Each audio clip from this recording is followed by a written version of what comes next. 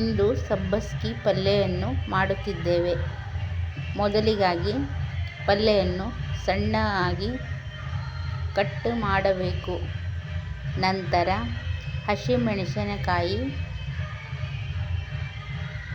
ಬೆಳ್ಳುಳ್ಳಿ ಅನ್ನು ಹಾಕಬೇಕು ಕಲ್ಲುಗಲ್ಲಿನಲ್ಲಿ.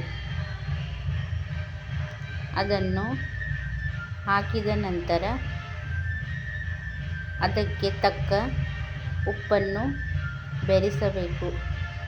ಅದನ್ನು ಸಣ್ಣಗಾಗಿ ಜಜ್ಜುವ ಕೆಲಸ ಶುರು ಮಾಡೋಣ. ಅದು ಸಣ್ಣ ಆದ ನಂತರ ಒಂದು ಪಾತ್ರೆಯಲ್ಲಿ ಎಣ್ಣೆ ಹಾಕಿ ಆ ಪೇಸ್ಟನ್ನು ಬೆರೆಸಬೇಕು. ಅದು ಬೆರೆಸಿದ ನಂತರ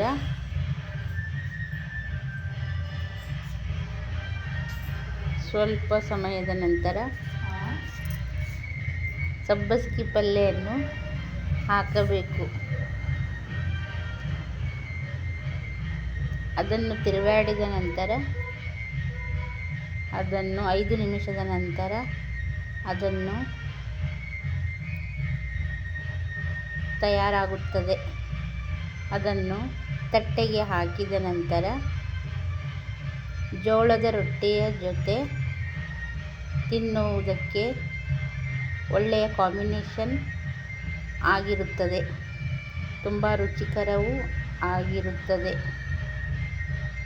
ಮತ್ತೊಮ್ಮೆ ನೀವು ಸಹ ಟ್ರೈ ಮಾಡಿ ತಪ್ಪದೆ.